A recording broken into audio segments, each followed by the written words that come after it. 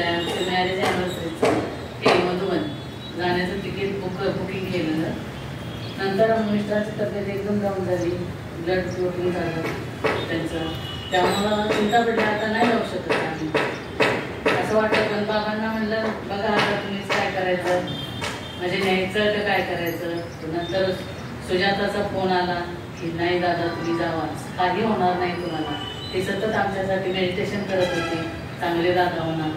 मग त्यांचे इतके की प्रवास इतका सुखकर झाला.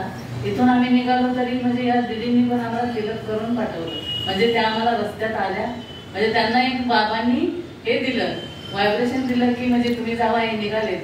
मग तिथं त्यांनी रस्त्यामध्ये येऊन आम्हाला तिलक केला आणि तिथून आम्ही प्रवास एकदम सुखकर केला.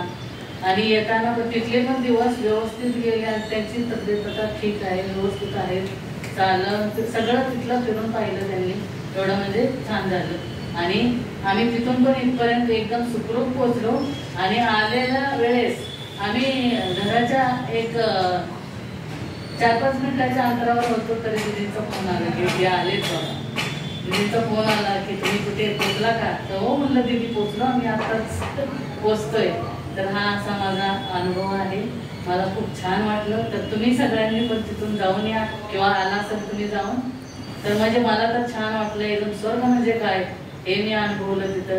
माझं मन प्रसन्न झालं आणि सगळ्या चिंतातून मुक्त झालेली ते बाबा आहेत. ते आपण नामस्मरण त्याचं सतत करत राहा आणि सेवा करत राहा, तुम्हाला काही चिंता वाटणार नाही. सगळे तुमचे प्रॉब्लेम ते सॉल्व्ह करतील.